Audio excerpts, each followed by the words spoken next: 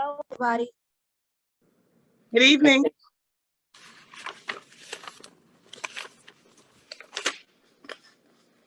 Welcome, welcome, everyone. Good evening. Happy Wednesday. Happy Wednesday to y'all, too.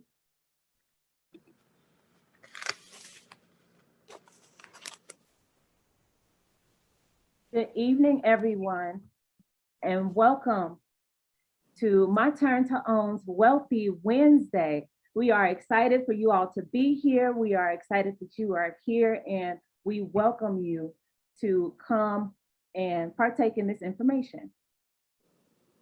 Everyone will be muted, just to let everyone know. To start, everyone will be muted, and when you have your time to say your question or your comment, you'll have about 10 seconds to speak, and then you'll be placed back on mute. Thank you. Thank you, Ms. Mobile. Hello, everyone. Happy Wednesday. Thank you for coming on with us on this evening.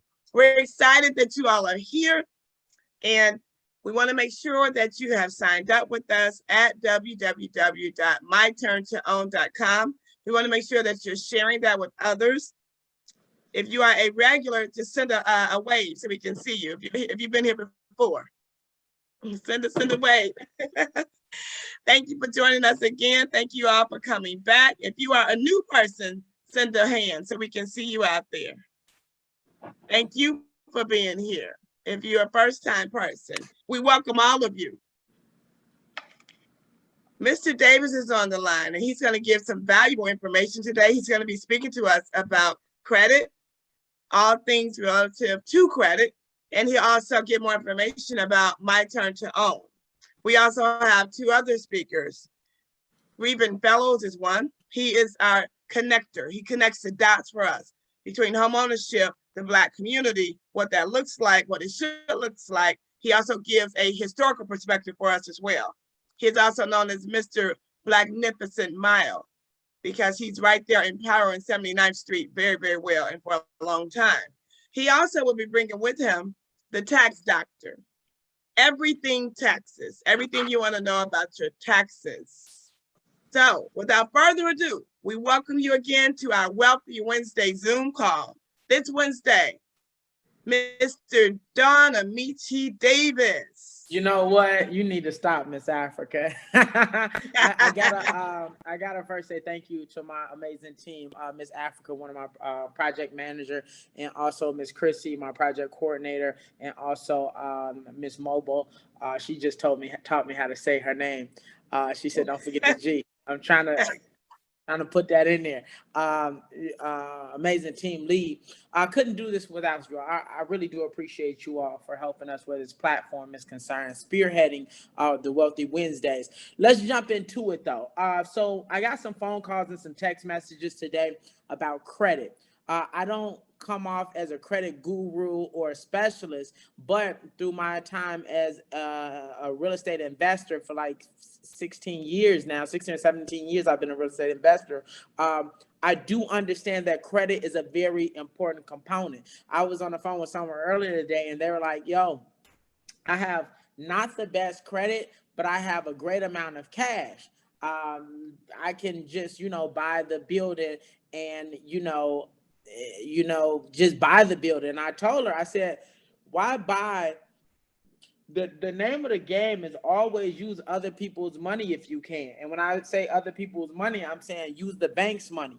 However, before you could utilize the banks or the credit union, such and such money, you have to position yourself to show that you are worthy of utilizing their money and you're able to pay them back. So when people talk about what's important about a FICO score is really saying if you have a high FICO score, your chances of paying someone back is pretty promising. If you have a low FICO score, it's saying, this person may not pay you back. So therefore, you became a high risk. And because you're a high risk, you're penalized with higher interest rates. And they put you through harder hurdles or higher hurdles to get their capital. So One thing about Wealthy Wednesdays that I take pride in is the fact that we're always talking about strategy. I don't think anything that we're teaching you is something new under the sun whatsoever. We are giving you the regular bylaws and guidelines that you can go YouTube somewhere else. But it's all about that strategy of how to take this information, formulate it, and personalize it for your best interest. So I want to talk about some of the basics, straight basics of credit and how you're being judged. But before I get into that, because I don't have long at all, because I want to share the space with the other gentleman that's going to jump on the platform, that's going to give you a wealth of knowledge, I want to remind you, My Turn to Own is a platform that helps us educate, motivate, and liberate our people. We try to pour you as much top-notch information as possible, and we hope that you utilize it to the best of your ability. So some things that we offer is credit restoration, and I'll come back to that some more later on. Micro mortgages, where we do mortgages, we help to finance mortgages $5,000 and up, right? Also credit builder loans. Listen, I tell anybody, while you're working on your credit, you need to be building your credit, but there's a strategy behind that as well. A credit builder loan is great. You can go to U.S. Bank. You can go to I think it's called Huntington Bank. It used to be TCF Bank. You can go Bank of America. There's so many different banks you can go to ask for a credit builder loan. You can even come through us. We will set you up with a credit builder loan. We help you with down payment assistance. Another thing, I want you all to know that the information we're giving you, I want you to connect the dots. When you talk about down payment assistance, we'll help you with that, but also you have so many different grants out there that we're trying to give you the information to position yourself for. So prime example, I need everybody to write down the 13th of November. The 13th of November 2021 is our next course for HUD. It's for your HUD certification. Info session. I like to call it the info session because some people don't like the terminology of class or things of that nature. So it's going to be via Zoom. You jump on the Zoom and they're going to take you through the process from the beginning all the way to the end. The reason this is important for you as a first-time home buyer is because if you don't know what's coming next step by step, and this is your first time, the process is going to become very frustrating.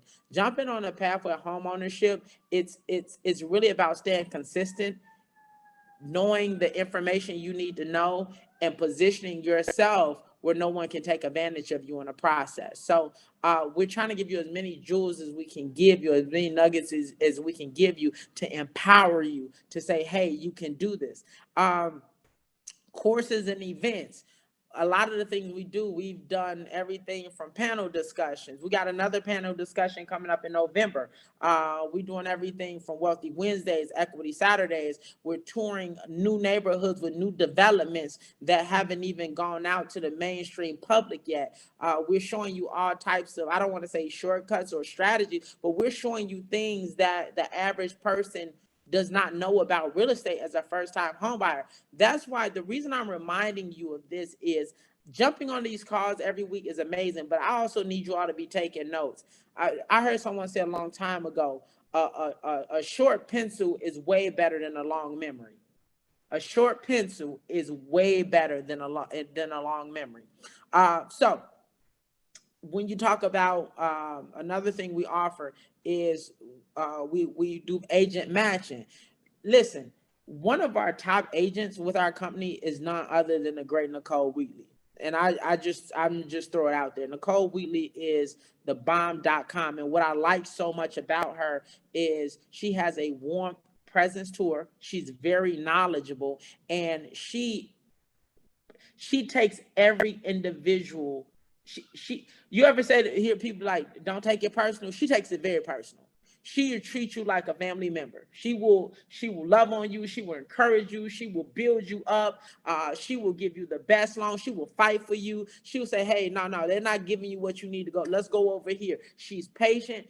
And I'm telling you that because you don't find people out there like that. So when you do have a platform that pours into you and you have a community of people that can push you in the right direction, you almost won half of the battle just right there. Because when you're dealing in business of any sorts in today's society, it's very tricky, conniving, mendacious, deceitful. You have listen, I tell people, when you take a hit from the real estate game, you gonna sit down for a minute. And I say it over and over again, because it is not it can be a real ugly situation if you don't go about it right. So let's jump into this credit. I'm so sorry, I already lost 11 minutes. So let's jump into the credit. So can we get the screen up?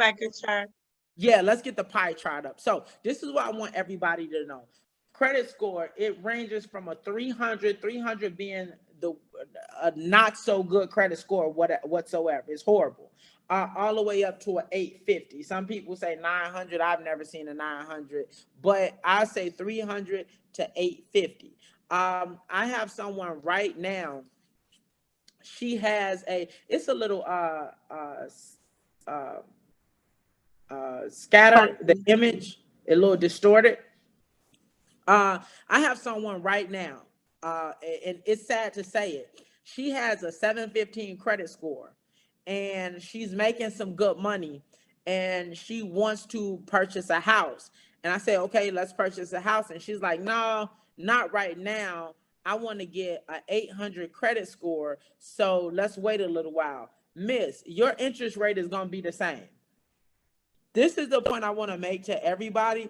Don't get so hung up on your credit score that you're wearing it on your shoulders like it's a trophy. You can't pass your credit score down to nobody. You can't say, you know what, I'm on my deathbed, I'm about to die, let me hand my credit score to my son, and then my son's son. No, it doesn't work that way. You need to come up with the strategies that you need to come up with to make it work for you as soon as you can make it work for you. So let me break down some things about how the banks or how the credit card companies are looking at you, because I'm under the impression that people are going out and getting credit cards, and some people are getting credit cards and they don't even have credit that's respectable enough to get credit cards. But I understand the vicious cycle of how do I how do I get trusted with credit and I don't have credit, and how do I get credit, and I understand that vicious back and forth. So you got two types of pools. You got a hard pool and you have a soft pool. That's something that you always want to be knowledgeable of when you're dealing with banks or people that be pulling your credit. You want to say, hey, is this going to be a hard inquiry or is it going to be a soft inquiry? A soft inquiry is not going to really, it's not really going to show up on your credit report. A hard pull, yes, it will show up on your credit report. When you get hard inquiries, that also drop your credit score. And I'm going to talk more about that later. But let's talk about the first thing. What's that 35%? What's that? So 35% is payment history. Thank you so much. Just, are you paying your bills on time? It impacts your credit score by 35%. Am I paying, if every month is the 15th, am I paying it on time on the 15th? That's why I tell anybody it's best for you to pay your bills sooner than later, so you won't have any mistakes, so the offices don't close on you. You just got to get in better habits. 35%, it affects your credit. All right, let's look at 30%. 30% is outstanding debt, right? So I tell anybody with credit cards, if you say, and this is a big one, that's the reason I bring credit cards up. So if you say you have a credit card that's worth, wait, do we have a chat room in here? Where's my chat room? We got a chat room? Yes. There we go. All right, listen. It's a chat room. Okay, I see it. You all can engage with me via chat room. I'm gonna try to, talk to you all in the chat room as well. So if you have a credit card for $15,000 is your limit, right? $15,000 is your limit. What is the most that you can spend on your credit card without your credit scores dropping? Put it in the chat. Let me see if anybody knows. Put it in the chat. If you got a $50,000, what is the most that you can spend without your credit score dropping? Somebody said 15%. Somebody says 20. All right. So whatever your limit is, always remember this: divide it by 3. And I'm talking about worst case scenario. Worst case scenario. I wouldn't even tell you to go even close to this door. But say if you got a $15,000 credit card, you divide that by 3. I see you, Aaron. You divide that by 3, that's $5,000. You don't want to go over $5,000. Personal credit and business credit is 2 different beasts and monsters. I'll get into business credit another day. But for personal credit, when you're building, you got to get in good habits. All right. Now, if you leave a $5,001 balance, your credit score is going to drop. It's going to be impacted by 30%. So always remember that. You really want to stay at, like someone said, like 15% or 10% if you can. You really don't want to. This is how the banks look at it. The bank says the more money you need, the less money I want to give you. The more money you need, the less money I want to give you. That's how they look at it when it comes to personal. I see someone says the best is not more than 10%, but never go over 30%. I like that. Thank you so much. All right. So now let's talk about credit. Let's talk about credit history. So length of credit. This is why it's so important to make your daughter or your son, instead of getting a cable bill under their name, which is a no-no, if you have a great payment pattern with your credit cards and things of that nature is concerned, I got to jump off at 620. So whatever we don't cover, I may have to just cover it another time. I apologize. So this is why it's so important that when you have a son and a daughter and you have a great payment history, make them an authorized user. Let them start working on their credit. Then when you make them an authorized user, now you're creating a payment pattern for them, something to drop on their credit report as well. Then for people that don't have good credit whatsoever, or people that just starting their credit, trying to build their credit, go and get a credit builder loan. What that is, you're going to go to the banks and you're going to say, hey, this is what I want to do. I want to get a loan against the bank. What they're going to do is they're going to approve you for $1,000, but they're going to keep the $1,000. So now every month you have to pay the bank $50 to $100 a month against the money that you already been approved of that the bank is not releasing to you. So the bank has said, I'm going to approve you for $1,000, but I'm going to hold that $1,000 at home. I really don't trust you with this $1,000. But you can pay me $50 of your money a month until you match up to this $1,000, and then I'll just give you your $1,000 back and we break even. That's what the credit builder loan is when you go to it. The beauty of it is they're going to report that to all 3 credit bureaus. If you don't know, the credit bureaus is Equifax, TransUnion, and Experian. There's a lot more other credit bureaus than that, but that's another story for another day. LexisNexis, AP, Pacer. That's another for another day. But let's just stick with Equifax, TransUnion, and Experian. Where we at? 618. All right. So when you talk about credit mix, I don't want to go to credit mix. Let's talk about inquiries or inquiries, whatever they call them. When you go to TJ Maxx and people say, oh, just try it. If you don't get it, it's okay. Or, and they hit you with the, well, my credit was bad. Do not fall for that fluff at all. The only reason they're asking you to open up an account with them is because they have a certain goal that they got to hit at the end of the night of how many attempts they had to make. And that's really what, so they don't know nothing about credit. Stop listening to people that don't know nothing about credit. If you turn around and ask them, do they got a credit card? They're probably going to say no. So what I want you all to do is I want you to start being very protective of your credit. That's why it's important to get like a third party, whether if it's Identity IQ. We have our own debt cleanse. This Credit Karma, that's not hitting on nothing. Honestly, it's really not. When you get to a point where it's time to really invest in your credit, you need to have certain tools in place that's going to read accurate numbers for you.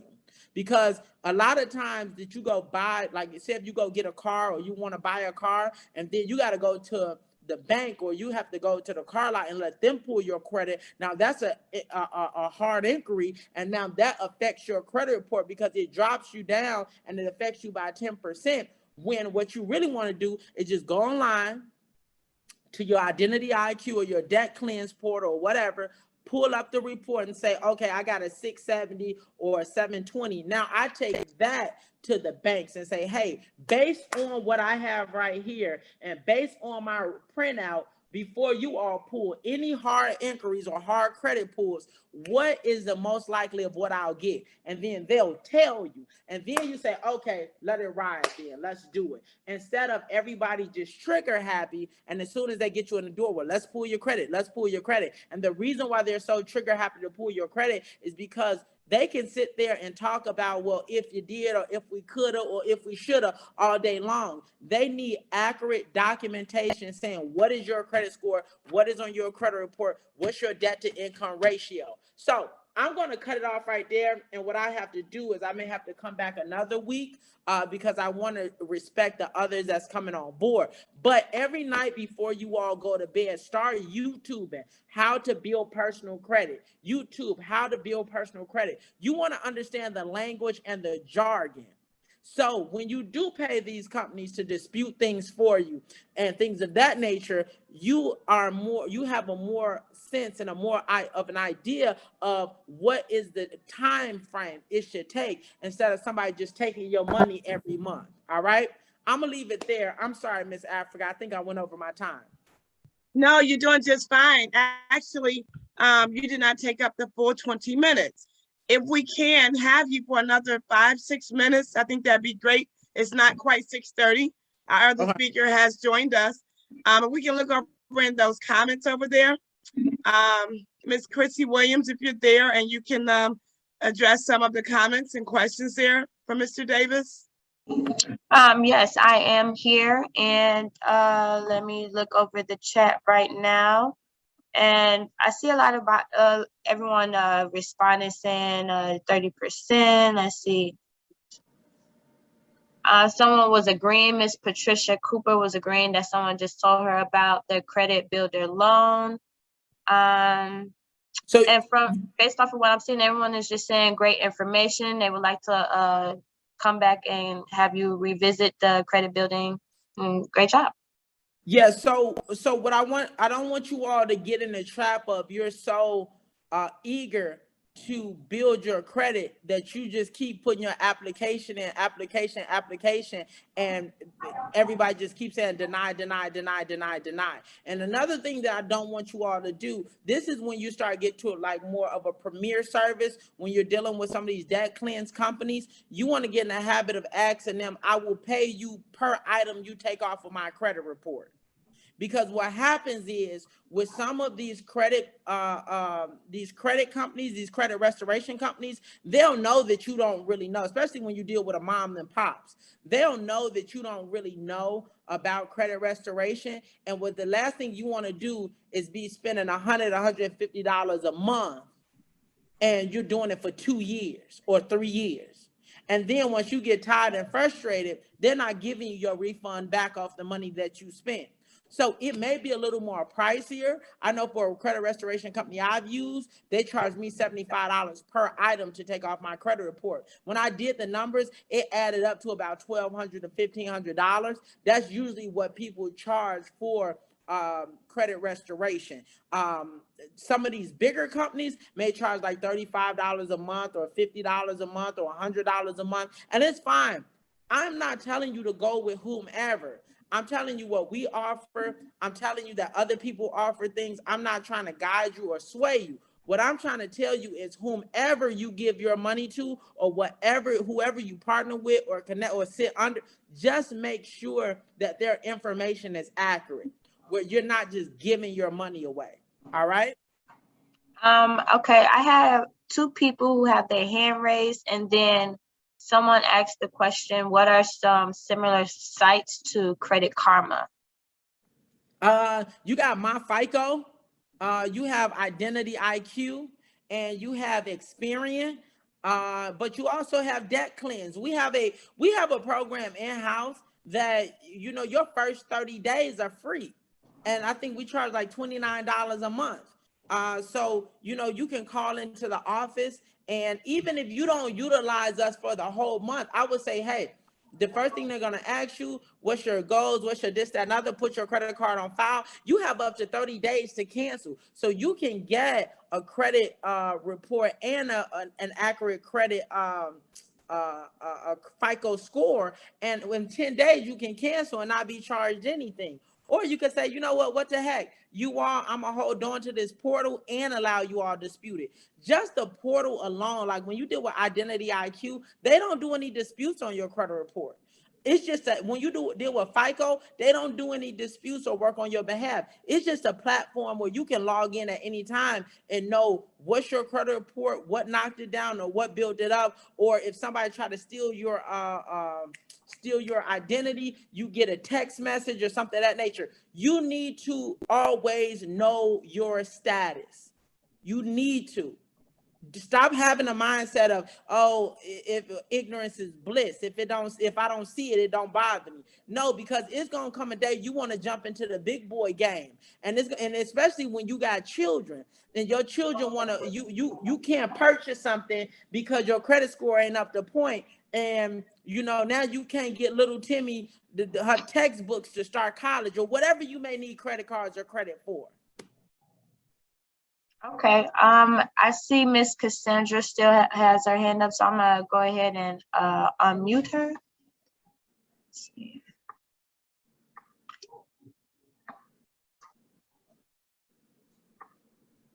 It's not allowing me to unmute her. What's happening? It's okay. So Yeah, it's not.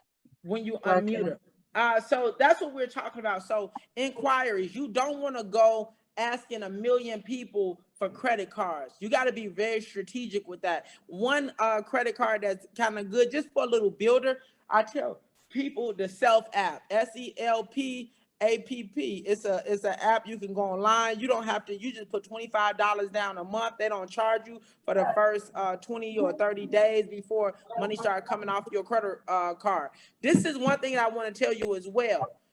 Do not, if you don't have no job, sit the credit card down, because when you're in survival mode, all you're gonna do is swipe.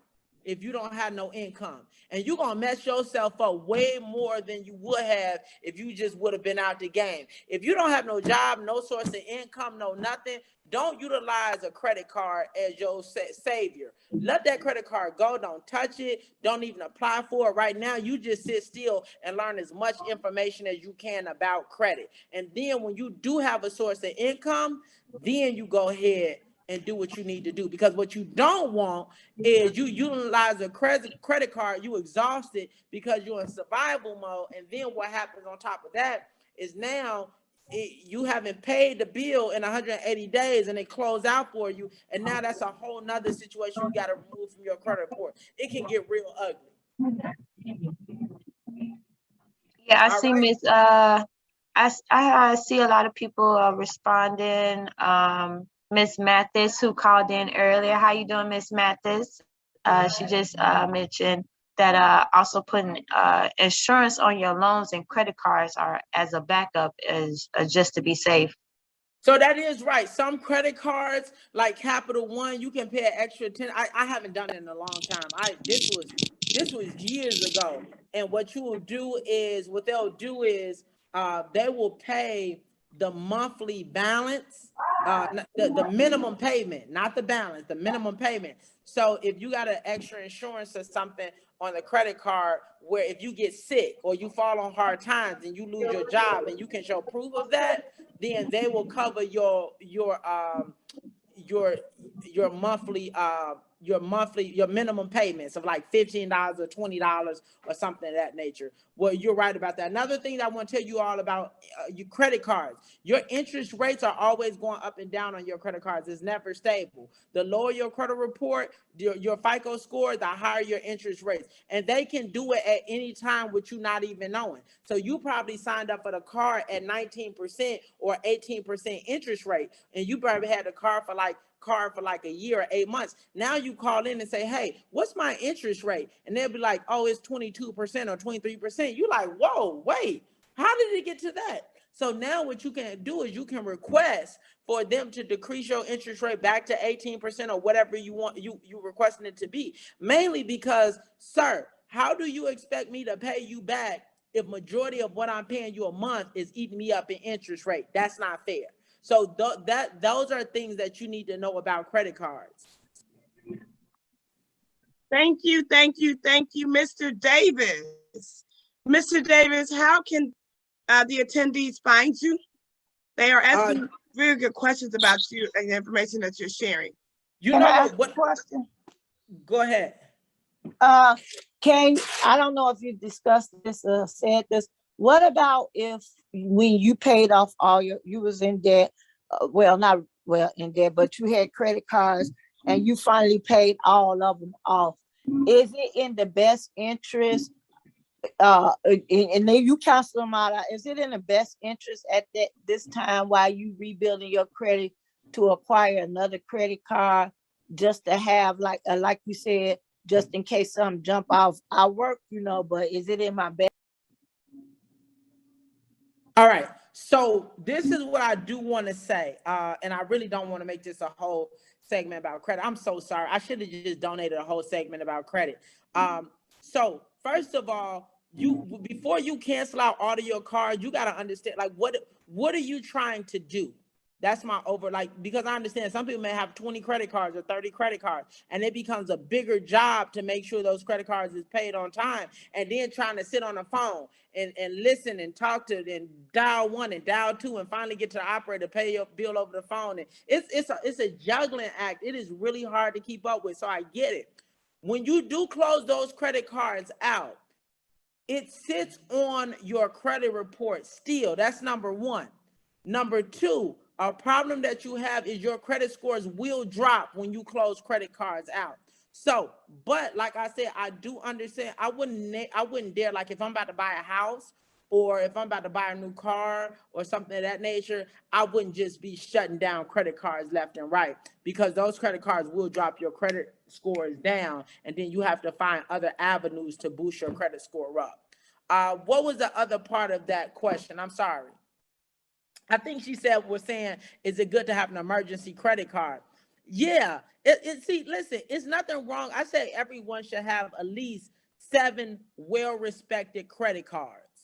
It's about 5 to 7 well-respected credit cards. You don't want to get in the habit of having 50 credit cards with $200 limits on each one of them.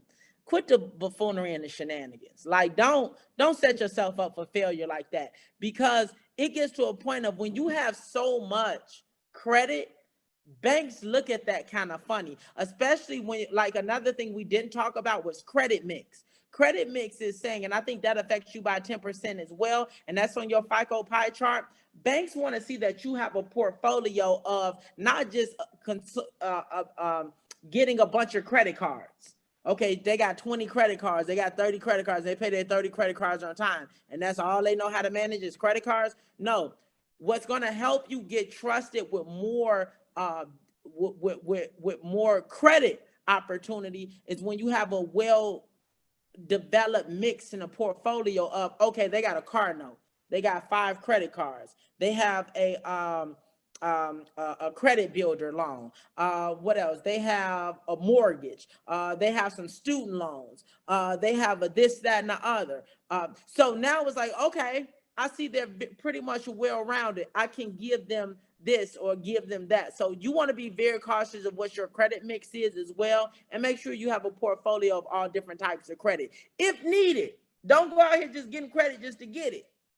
Like, make it make sense. Why am I getting it? Like, I'm gonna give you a prime example and I'm gonna let you go. Would you rather get a Walmart credit card, or would you get a Walmart credit card, or would you get a Walmart or a Best Buy credit card? Now, and you're in the field of, say you're a janitor. Would you get a Walmart, or would you get a Best Buy? And see, what happens is around the holiday seasons, we just get these credit cards because I want to buy some gifts and I can pay it back later. The point that I'm making to you is I rather get that Walmart or get that Target credit card if you're gonna get a credit card, because you're gonna go to get something out of Walmart once a week. You're gonna go get something out of Target on a regular. Now you got a Best Buy card. It's only so many TVs you can buy. It's only so many power cords you can buy, so many PlayStations you can buy. So now you stuck with this card that you gotta swipe every once in a while for something, or if not, they're gonna close this account and that's gonna drop your credit score. So you want to get to a point where you're getting credit cards that is going to be beneficial for you, even if it's frequent flyer mileage on it or something. Don't get a credit card just to get it. Don't do it. Please don't. Thank you, Mr. Davis. Yes, we appreciate you. A lot of great, you can valuable find more information from Mr. Davis at www.myturnToown.com. Again, we thank you for tuning in. If you have more questions or comments, please add them to the chat. Again, welcome to Wealthy Wednesday. We are hoping that we're providing you with valuable information for what you're looking to do. Our speaker is here. Our next speaker is here. He doesn't need a big introduction. I'm honored and excited because I had a meeting with him earlier today. We call him Mr. Blacknificent because he is all of that. He is a connector. He's an alumni of Simeon High School. He was a basketball star there. That's what he told me anyway. I wasn't there. Here's the thing. This brother is Brother Revin Fellows. He is the founder of Books Over Balls. He is here to connect us. Welcome, welcome, welcome, and thank you for joining us, Brother Revin Fellows.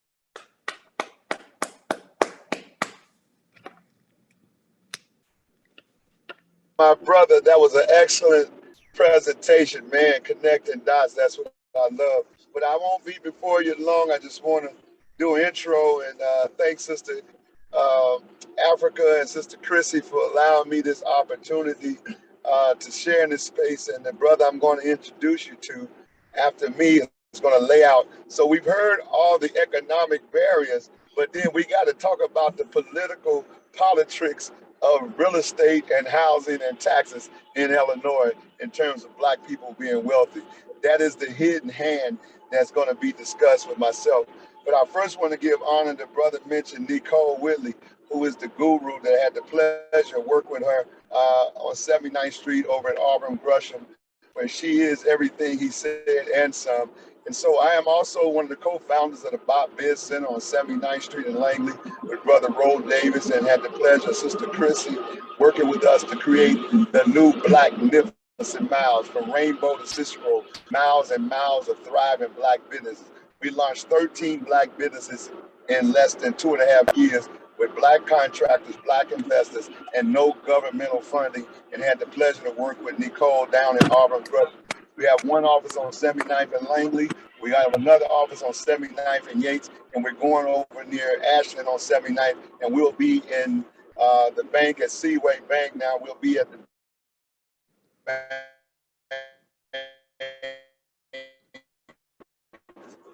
working there with I am the great connector organizer, and I'm also working with Brother Israel Adanje. I don't know if you know, who retired from the NFL. He's from Nigeria. He's about $8-something million net, and we're building and on the motor road down right by the fender. We're doing development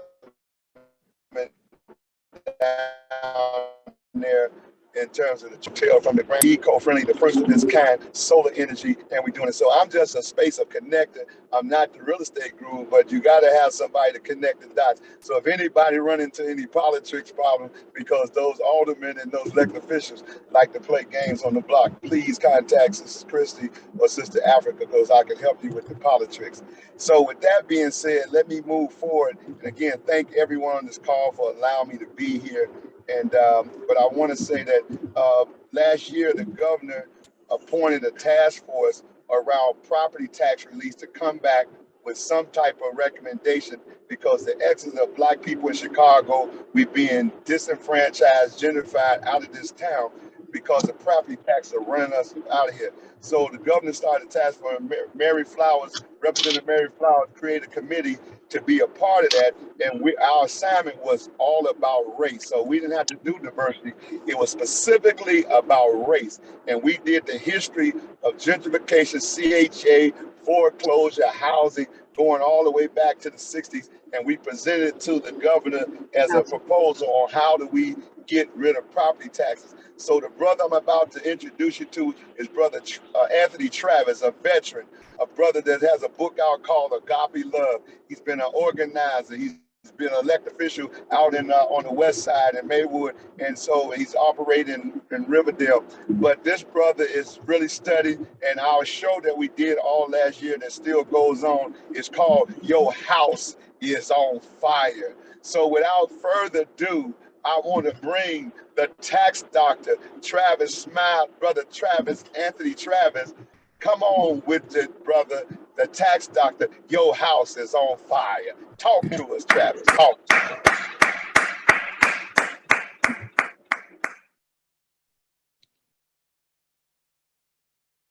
Are you here? I see you in the queue back there. Are you here?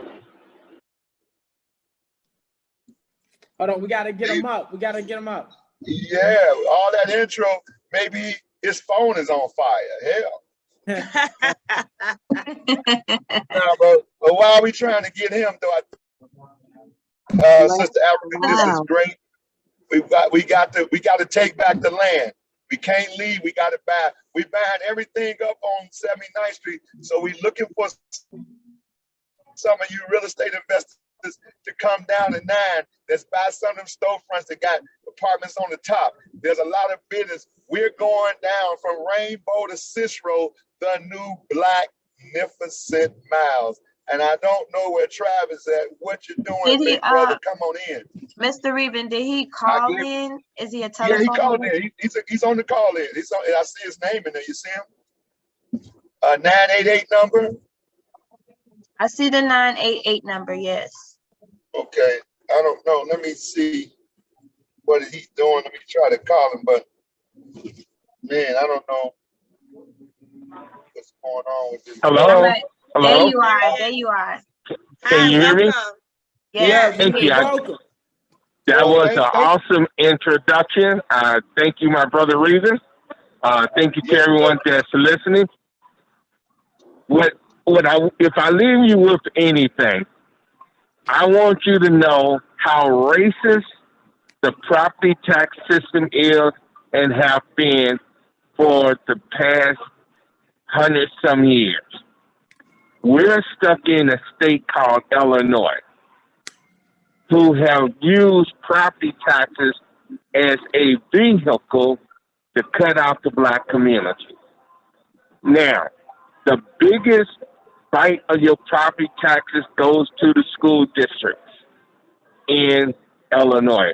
We have 856 school districts that cost us $18 billion a year in property taxes.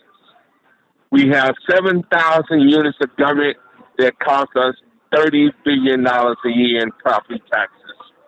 And one of the most critical things that has happened in our state is the fact that they keep us bombarded with property taxes, and the governor signed the bill into law August the 25th.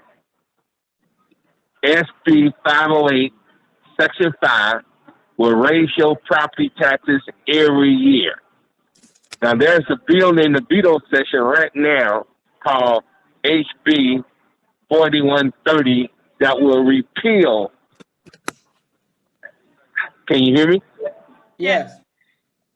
That will repeal SB 508. But there is a group of educator lobbyists that sent a letter to the governor telling the governor to keep Section 5 in place. We sent a letter to the governor yesterday telling the governor, look, you said in your state address that property taxes is too high in this state. then why would you sign a bill into law that will raise our taxes every year? That is so hypocritical. And that's what he did. And when I saw the governor in person at the Democratic reception, I shook his hand and I said, Governor, you signed into law SB 508, Section 5. Will raise our taxes every year. He looked at me like, did I do that? I said, damn right you did it, Governor. Folks, the most regressive tax that will hinder you from buying property is property taxes. And what we got to do is move away from property taxes. But the first item of business, folks, is to get the schools off the property tax system. That's a 60 to 70% property tax cut right there. Now, in Cook County, we had an assessor, and their job is to assess your property. This guy over-assessed our community, overvalued our property, and then he overtaxed us. There was an article in the Chicago Tribune by Jason Gratos and Dr. Christopher Berry, who said they stole $2.2 billion from the Black community by overtaxing us. And then the same couple, Jason Gratos, Dr. Christopher Berry, did a national study with Bloomberg newspaper out of New York, where they found out they stole $500 billion from the Black community by overtaxing us. We lost 87% of our wealth when the 2008 market crash came tumbling down, destroying real estate. And the only way for this stuff to really be economical for us, we have to begin to move towards getting rid of property taxes. That is the number one key issue that is choking us, and we got to deal with it. And I cut it off right there because I gave you a whole lot of food to chew on. Thank you so much, Mr. Tax Doctor. We have quite a few comments here, and Brother Revin, Okay. appreciate you connecting those dots. Someone said we should stop voting for people who don't have our best interests in mind just because they run under the Democratic Party. Tracy Bryant, to everyone, 2008 was horrible. I lost a lot in real estate. Mr. Davis, did you want to chime in on that? 2000, let me tell you something. One thing about the real estate industry is when we start catching on to the game and we start learning, they change the game. That's why it's so important for us to stay in circles and around platforms of information so you can know what's coming down the pipeline. You know, when I talk to some of my peers sometimes and I tell them how I bought my first property, we had something a long time ago called the stated program. And what the stated program was, you just say what you make. You don't have to show a check stub or anything of that nature. You just say, if they say, hey, how much do you make? You say, I make 60,000 or 70,000. I don't care if you say it with a question mark on the end. They're just going to put that in and they're going to tell you what you can be approved of. And then you have your down payment and you got the house. These days, you got to jump over loops to show bank statements. You got to show that you filed your taxes for the last 2 years. It's quite a bit of thing. But back then, but the point that I'm making is, back then, when you look at a lot of these houses that I think the market crashed in like 2008, I think it was. It wasn't us. We were just buying one house at a time. It was them that was buying 4 or 5 houses, living a house in Florida and a house in New York and a house this, that, and the other. I'm telling you, When we caught on to how to do it, they changed it, and it happens every go round. Yes, yes. Ms. Tawana Dennis says, I'm a tax buyer and a huge buyer with going into the next sale with a $3 million bond. We have to join and be financially stable to join. Tax doctor, did you want to say something?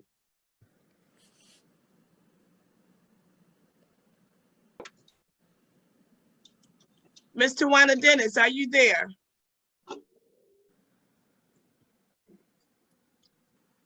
Yes, I'm here. Did you want to say something? I just read your comment and thank you. I just heard the gentleman's comments and regarding tax sales, and I mean, understand that taxes are a monopoly in the world, you know, more than Illinois. I know some areas, of course, are taxed higher than the other. I'm right now, literally, as we're talking, sitting here dissecting the tax list to see what I'm bidding on, what areas I'm bidding in, you know, where to capitalize at, you know, with you have to be prepared for this sale. You have to do due diligence. You have to be able to first financially be stable, be able to go to the banks and loan money, but that comes with the financial stability. There are big tax buyers here that monopolize on our areas really well, but until we learn to join them, we keep becoming the problem. We don't have the solution. The solution is become financially stable.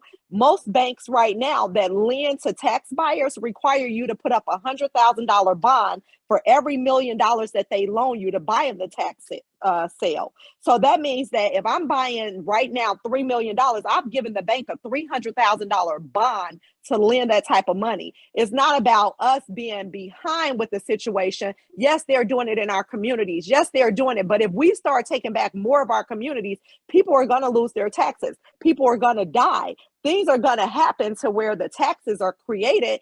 A tax sale is created because of those circumstances. So with those circumstances, we actually have to figure out a way to monopolize just as well, to take back our own communities. Those are the things that we have to learn and do. I feel that those are the things that we have to learn and do. Sister Africa. Sister Africa. Yes, sir. Yes, So sir. let me chime in with the sister to let everybody know, and this is not a doom situation, but God is in order. But we're in a situation that we started late out the gate. So I don't know if everybody's familiar with Renaissance 2010, where they came back and changed the charter school and academic school and used all these math and science to begin to make the city attractive for people coming back from the suburbs, because first you got to bring the schools up to par. Then they closed the schools down and changed the name.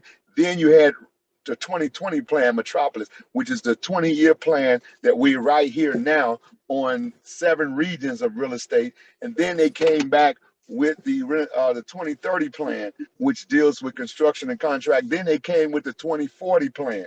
Then you also had the 2050 plan. So all of those plans were projected out already. You should Google them.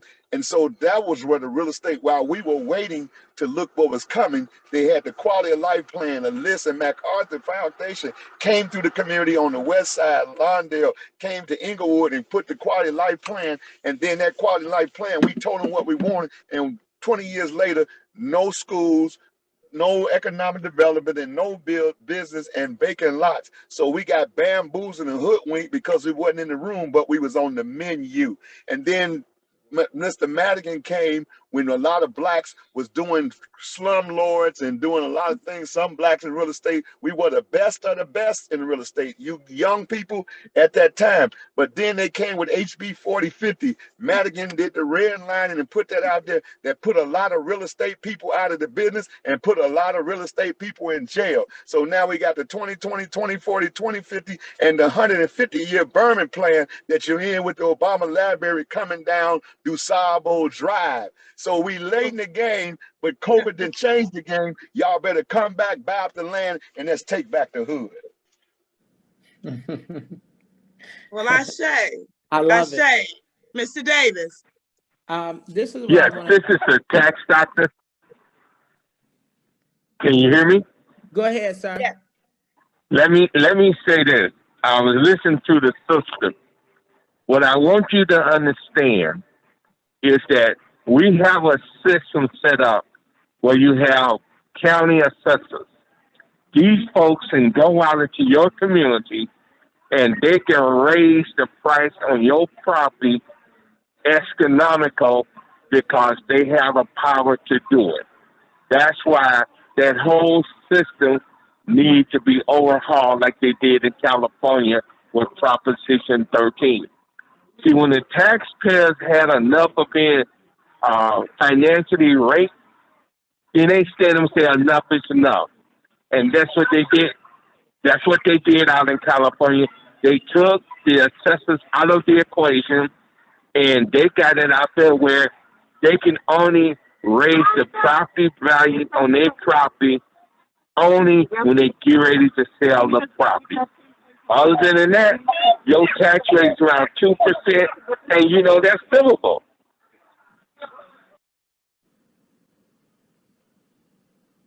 Yes, sir. Hey, Thank you, hey, Tax Doctor. Sister Africa, one thing, tax doctor, I think you should tell them what Fish Cagey did with the wealthy community, with the floods up there in the rich community, after he pledged to go through the community and get the black vote and turn around and got the black vote and reneged and raised our property taxes and up would never Yeah, change it. Give him that story yeah. on Fish What Cagey and what how he what he did, he used the COVID and flood zone to give the folks up in New Chair a 19% property tax cut. Thank God it didn't go through because the board of review override what he did. But it just goes to show you what an assessor can do. That's why I want you to understand it's time to overhaul this system. And it doesn't matter if you live in Illinois, Tennessee, you name it. As long as schools is on the property tax system, they're going to use that as a wedge, not only to keep you out of certain communities, but it'll stop you from buying the dream home you want because you can't afford the taxes. Mm-hmm. is Hey, it we got legal? Bishop Dukes is on. Bishop Dukes, can you add to that, please? Dr. Edward Dukes, are you there? Yeah, let me unmute myself. And how are my good people doing? Y'all can hear me? Yes, Yes. sir. Good evening. Thank you. Hey, how y'all doing? I love what I'm hearing. I just want to add a couple of things on what we're doing at Imago Day Properties is we're looking at the whole point of taking back our communities and sustaining our community with generational wealth and legacy. One of the things that we're concentrating on is that we've noticed that since the Great Migration, and I know I got a lot of historians on here, from the Great Migration, which produced the baby boomers. In 2025, all 2/3 of America will be 65 and older from the baby boomers. The parents of them baby boomers came up here during Great Migration. From a real estate perspective, 70% of those who came from down south up north are homeowners. Mm-hmm. In 2025, that population is going to be 85 plus. So they're going to be in the point of transitioning. We're going to have a mass flip over of houses that were owned by our people transitioning to their heirs and their children. A lot of those people are just going to flat out sell. It ain't going to be about taxes or foreclosure. They because their youngest child going to be in their 50s. Right. Probably don't even live in this state. Right. Already established. They don't need mama's house. They don't need daddy's house. They're going to say, look, give me a fair market value and I'm going. They're going to be a massive land. You're going to be able to see communities like Washington Heights, which is right next to Beverly, flip to total white, or what they're going to call diversified. There's been historical black. You can see Chatham flip totally. You're going to be able to see Morgan Park flip because we have a perfect storm in Chicago. You have high taxes. I mean, you got low taxes, high property value, and high crime. So you say, what does that mean? high crime makes us run out to the suburbs, right? They not worried about crime because they're gonna price crime out like they did in Bronzeville. So we ain't worried about you standing on the corner, because if you stand on the corner, your mama own a $400,000 house. Yeah. So they ain't worried about they gonna price the crime out, and then you gonna see crime go down because it's gonna cost you more money to stay in the city. Yeah. Right now, I sold over 175 houses in the last 3 years. The average house in Chicago now across the board is $250. So y'all understand what I'm saying? 5 years from now, you're gonna have to spend $325 to stay in Chicago, but the taxes are so low. And I heard one of the brothers say it, the taxes so low, your mortgage only gonna be $1,600, $1,700. Yeah. In the suburbs, a $325,000 house, your payment gonna be $2,600 because of the taxes. Yeah. So we need to pay real close attention to the fact that within the next 5 years, our grandmothers and mothers who came up during Great Migration, worked in factories and all these service jobs that bought houses, 70% of them owned houses, is going to transition. We need to be in a position to get those houses, maintain our community, and rehab a lot of them. So it's going to be some great opportunities. And I look forward to working with y'all, because we got a whole plan in place that I ain't got the time to go through now, but we're in front of it. And I think the collaboration of us looking at the houses turning over, they may go through probate or wills. We're looking at the tax records and putting our pressure on the politician to make sure they're putting in laws that benefit what we're doing. We won't lose our foothold in the city. Wow, thank you, Dukes. Please put your information in the chat so people can find you. And Cam Howard, thank you so much, Bishop. Cam Howard, are you still there? Cam Howard, are you there? Can you unmute yourself? Greetings, Sister Africa. Yes, I'm still here. Appreciate you. We try to wrap up by 7 o'clock. It looks like you guys are hanging on with us. If we can get a couple of more minutes, we appreciate it, because we think this is very valuable. Would you agree? If you agree, let me get a black hand up there. Put your black hand up there. Hey, Brother Cam, can you connect the dots for us in the way that you know how? Thank you.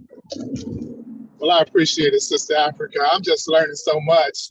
You know, I was in the market back in the early 2000s, and I took a substantial hit when the market dropped. Brother said we lost $87 billion from 2007 to 2012, 87% of our wealth. I think one person put the price tag at 200 billion that we lost. We had about $360 billion in wealth, and we lost about 200 billion in that 5-year period. I lost about $1 million myself in equity. Just knocked me out of the business. And I'm so happy to hear that so many people now are getting back in the business, or have maintained their presence in the business, in the industry, even through that dark period. Certainly we had a point where either we take over our communities, or we'd be pushed completely out of the city, as the bishop just stated. In South Shore, you know, that was a prime example of a community that they allowed crime to run rapid in order for them to lower the value of the property. Now they came and they're buying the property, and they're buying it at such exorbitant rates that the only way that they can make a profit is they raise the rents $300, $400, $500 per month per unit. They're buying units at $65,000, $75,000 a unit, when 2 years ago they were selling for $40,000 a unit. So we're going to see a shift in our communities, as the Reverend just stated, that, you know, areas that we historically, you know, lived in, and this so-called politicians is just awful, the weakness of political representation we have on these issues. But we're at a critical point of Black life in this city, and I think that, you know, everybody here who's focused on land acquisition or holding our land, I mean, that's the fight that we have to fight at this particular time. So I'm just happy to be here in this midst, in the midst of these minds, and I want to continue to build going forward. Thank you, Sister Africa, for allowing me. Thank you so much. Thank you so much. I have you all know also, Cam Howard is also, tell us, Cam, quickly, your your title as it pertains to reparations in this country? Yes, I'm one of the national leaders in reparations. I'm the national co-chair in Cobra. Just got out of a call, a town hall meeting with Congresswoman Sheila Jackson Lee, Human Rights Watch, Japanese Americans, National Council of Churches. Just a ton of people trying to push this federal legislation forward, HR 40. We got about 3 weeks to get it done, or it's going to die.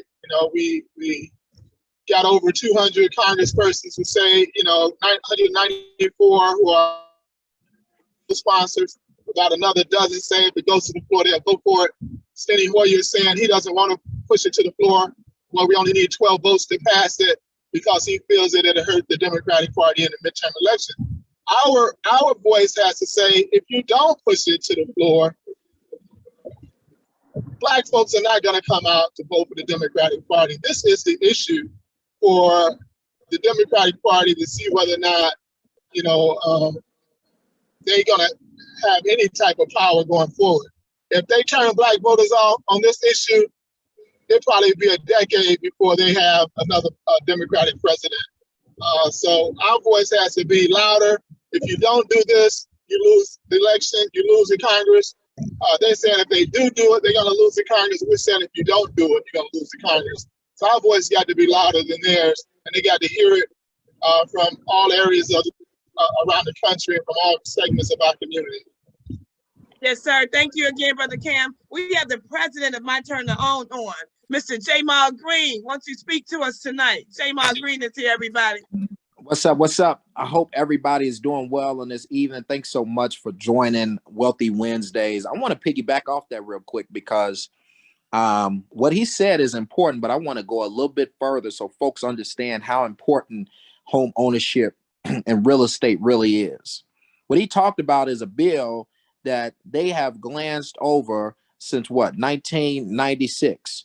Okay. Mm-hmm. This is a bill that, when we talked about studying reparations for Black folks, they don't want to even they don't even want to study it. Now, let me point you to another bill that was introduced this year, January 20th. It's called the Office of New American Plan.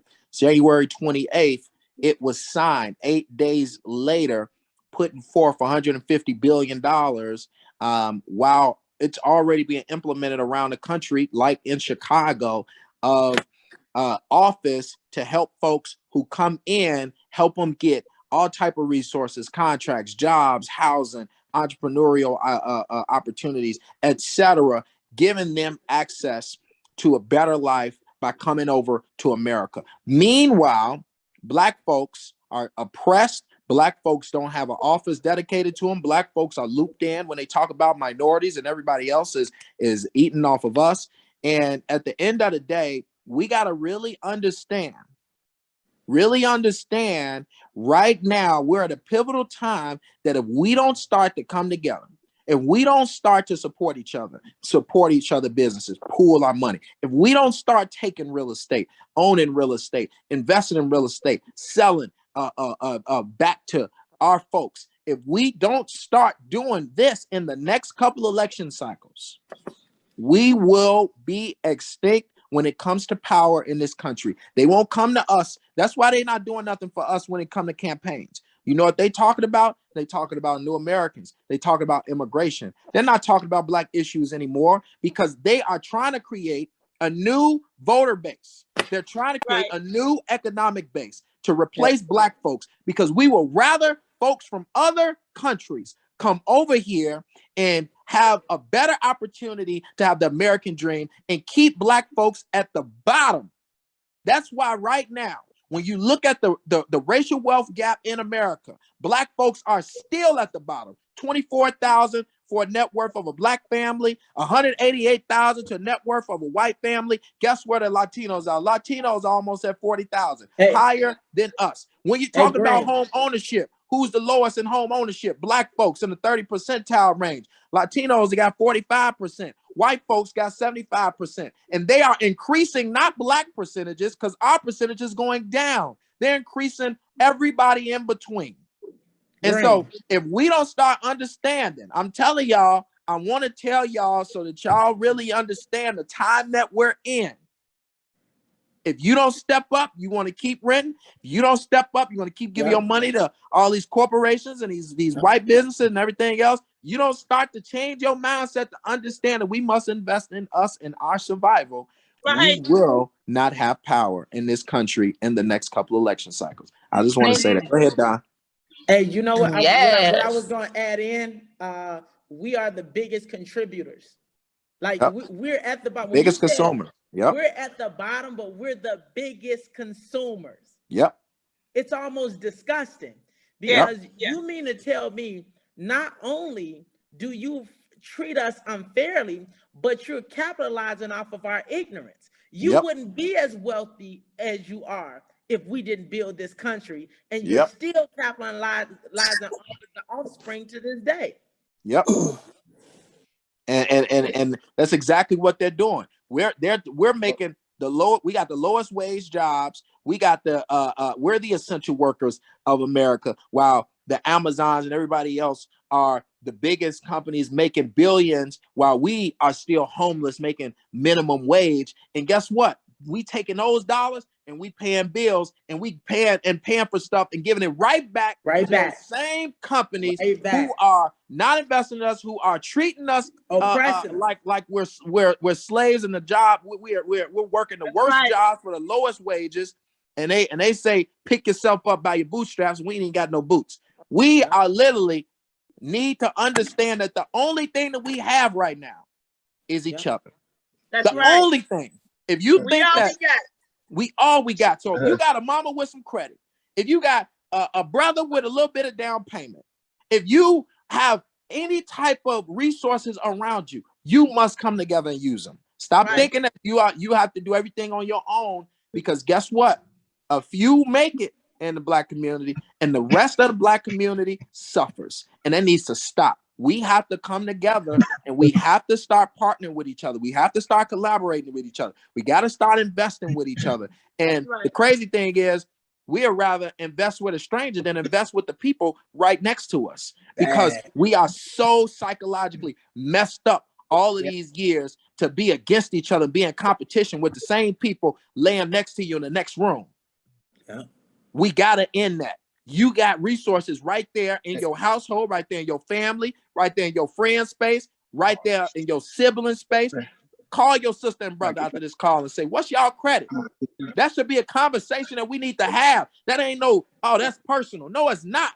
Because I need to know that you're a resource. Because I got some money in the bank. I invested my credit a little bit, but you got some credit, but I got some money.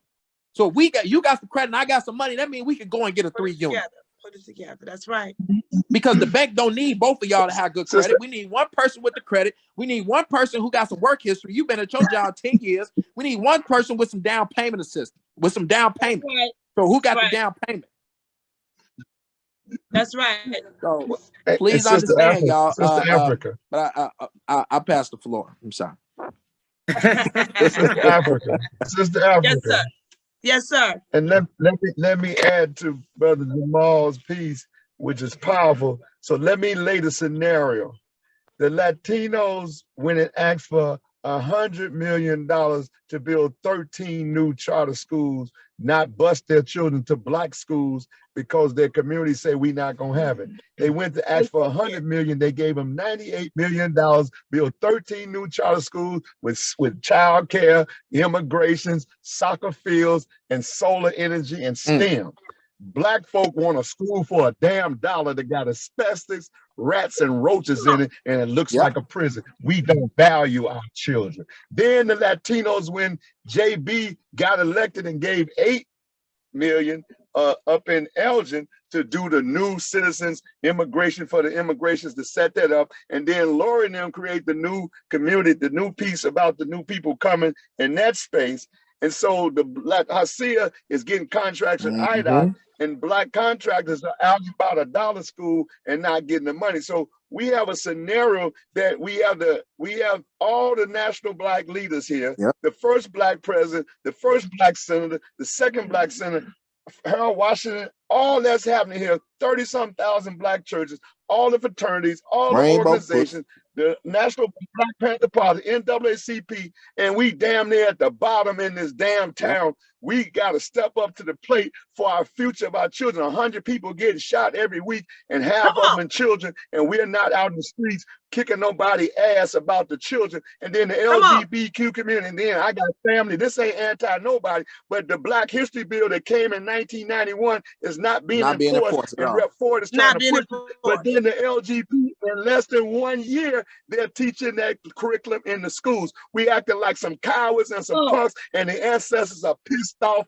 that we ain't rising up as kings and queens, and the shit got to stop. It got to stop. And this is, I'm really telling y'all, we really telling y'all this because this is a mindset piece right here. Yeah. Yes. This is a mindset. We're not here to sell you no product.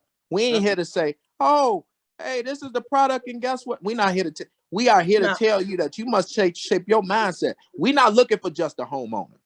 We looking for somebody that's invested in our survival. Yeah. Because if you invest in our survival, you're going to change your whole mindset and understand I need to support Black businesses some more. I need to invest in myself some more. Maybe I could be a entrepreneur and stop working a dead-end job who ain't promoted you in 20 years and you making starvation wages. Maybe I could create opportunities for somebody because I'm smart enough. Maybe I need to partner with a few people around me and we can buy some pieces of property so that we can I need y'all to change y'all whole mindset on the way of thinking, because if we do not do that, we can have a bunch of homeowners and stay where they at and keep doing what they doing, and they're gonna foreclose, they're gonna take the property. We're gonna be doing this all over again. And at the end of the day, right now, we have resources, but we don't know what we're gonna be because we keep on going down. We ain't going up. The home ownership rate goes down. The racial wealth gap. Our numbers go down. We ain't increasing our wealth. The only people increasing their wealth are folks from other countries and the white community. We're not increasing nothing. So if we don't want to keep going down, we better get up and make it happen. And why are we going down? Is because the ones who actually got the little pieces of wealth that we have left are the ones that are high up in age. The ones who actually got the real estate are the ones who are high up in age. And so when they die, what happens? Get passed on to somebody don't appreciate it, take care of it, don't have the education, and they lose it. And so boom, we just lost a piece of wealth. Now we going down. We just going down. So we have to build up the next generation of homeowners, of entrepreneurs, of folks who got the mindset of Black Wall Street. My next hoodie, I'm finna bring out a new hoodie. It's called On My Way to Back to Black Wall Street. Yeah, we got to change our mindset, y'all. And so that's what this is about. That's what Wealthy Wednesdays is about. Equity Saturdays is about, is really shaping how we move in society going forward. And that's why we're giving y'all this education for nothing, so that we can change, is reach one, teach one, and we can get this movement going. So I appreciate everybody for being on this call. I know we late past time, but I just wanted to jump on here and say that. And I want to give a big shout out to my brother, Mr. Fellows, and all those who have helped support this today. Much love to everybody. Hey, thank you, Mr. Green. I appreciate that, man. Hey, can we get someone on to mute for me? Thank you, Mr. Green. I appreciate even you creating this platform of, My Turn to Own, which is a platform, which is a community within a community to educate our people how to overcome the obstacles of systematic oppression, and reminding them the importance of home ownership is just a tool, but also trying to build one another and give them those tools for another level of another mindset. I just want to give some great information on tonight before we close out. I had a young lady named Delani, and Delani, we talked to her yesterday, I believe. No, we talked to her today. We reached out to Delani today because Delani reached out to us and said that she wanted to get on the path of home ownership, but she applied for a loan, and the loan that she received, she got $70,000 she was approved for. So she asked us if we could help her where getting a higher loan is concerned. And she makes about 30 grand a year, and we got her a loan for $135,000. So the Right. reason why, go ahead, what you say? I just said, all right. So the reason we get excited about that is because we can talk about the problems all day, and the problems are very valid. But at the same time, while we're identifying the problems, we need to be identifying solutions. And that's right. And that's what we do on this platform, where anything you want to know where real estate is concerned. I may not know everything personally, but we equip our followers with enough gurus that can talk about taxes, properties, liens, land, air rights, credit, and the list goes on and on. Let me tap on that, Doc, real quick. Hey, I know you're gonna close. No, I'm gonna let you close. I just want to tap on. I want to tap on that real quick, and I'm gonna let you close. You got somebody making $30,000 a year, approved for $135,000, right? Now, some would say, okay, well, that's not a lot of money. Let me tell you how she can make these different moves that can change her life. $135,000, a part of that can be rehab costs. Okay, we can do a loan that includes rehab. And so if we talk to her and educate her on how to best suit herself, we would say something like this. Okay, let's go and find a decent house that is between $50,000 and $80,000, right? We go find a decent house, and if it's 50 to 80, that means that it's not bad. It just needs some work, right? So we might get a house, let's say, for $60,000 that might need, let's say, $30,000 to $40,000 worth of work. Now you put $40,000 into a $60,000 house. That means you can get a decent roof. You can, you know what I'm saying, do the inside how you want to do it, yada, yada. So now you got a $100,000 mortgage. You got a $60,000 house. You can put a $40,000 rehab on it, and you got a $100,000 mortgage. But that equity, especially because it was already 60, that means that equity in that house 9 times out of 10 is going to be worth 160. Okay, so now you got a house that's worth $160,000. Your mortgage is $100,000. You got some equity in it. So now at some point, what she can do, first of all, is going to lower her expenses, because a payment on $100,000 is obviously going to be under $1,000. So she's going to lower her expenses. That's the great thing. She still got a $30,000 job. Now, that means that, you know, we can then, because what we're going to also be doing is helping folks find better opportunities on jobs. And that's why we're connecting with companies. But what she could do now is she can have she can pull out some money in her home, right? She could get a HELOC. And so now she can go and get, let's say, $30,000, match her salary. She can go and match her salary and get $30,000 out of that home that she can have as a savings, right? That she can have to invest in something. Maybe she had a business idea. Maybe she had a business idea that she needed $30,000 to complete. She took $30,000 off that home because she got that equity, because she put $40,000 in that house, and now it's worth $160,000 or more. So now she took that $30,000 and invested into this business so that she can get out of that dead end $30,000 a year job. We got to understand, y'all, when they are offering the resources to give you money, you just got to figure out what's the strategy on how I'm going to utilize this money to get me out of the position I'm in. Not just sit and stay, oh, I'm 30,000, I'm staying at this job, and I'm cool with this starvation wage, even though my expenses are lower. But how can I elevate my life? How can I elevate my income? How and these are the things that we push and educate and talk about. So I'll let you close. Hey, Brother Don, before you close, Brother Don, may I add a few things? Go ahead. Thank you. And thank you all for sticking with us. This has been very enlightening.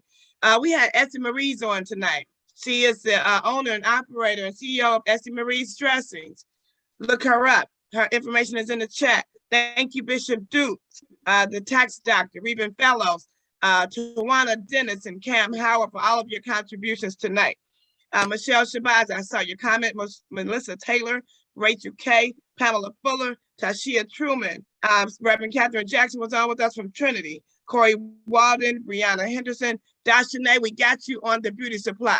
We have already built 4 Black-owned beauty supplies within the last 2 years in Chicago. We got you on that, sister. Just reach out to us, myturnon.com. Please email us, send us a message. We got you on that. Thank you again, everybody. Thank you, Jamal Green, the president of My Turn On, for your vision. Brother Don, the chief of staff, we appreciate all of you all tonight, and thank you. This is what I want to say in closing. Thank you so much, Miss Africa. Trust me, you did that. You really did that tonight. This is what I want to say in closing. Equity. Let's embrace that word, equity. Stop running away from the inner city.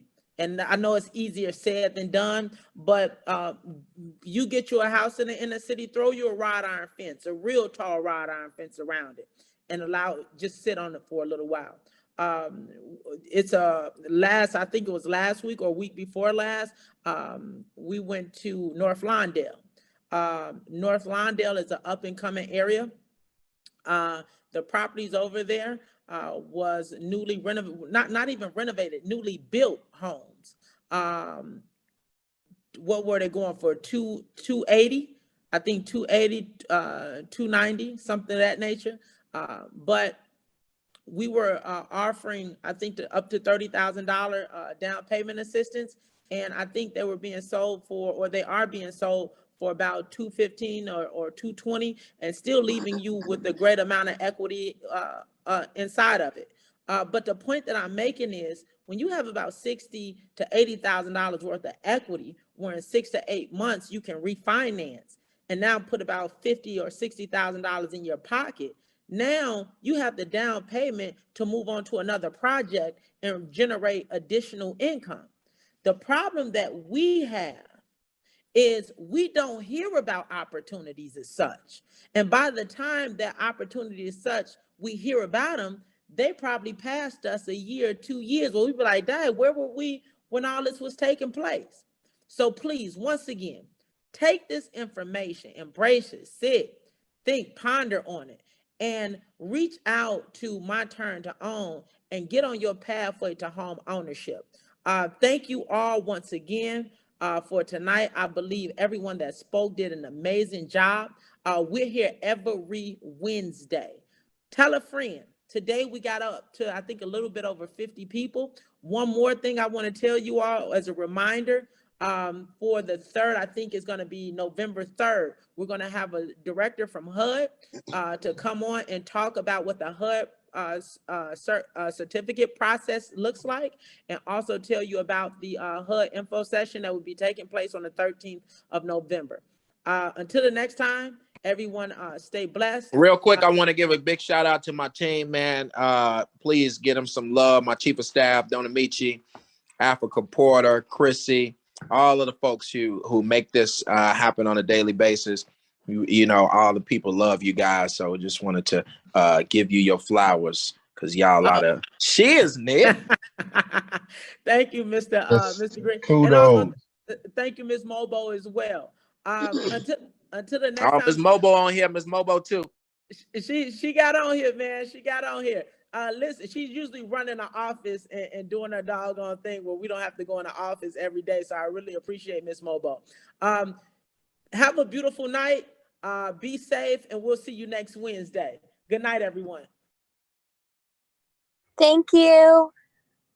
Good night, Sarah. Thank you, Sarah. Thank you, guys. All right.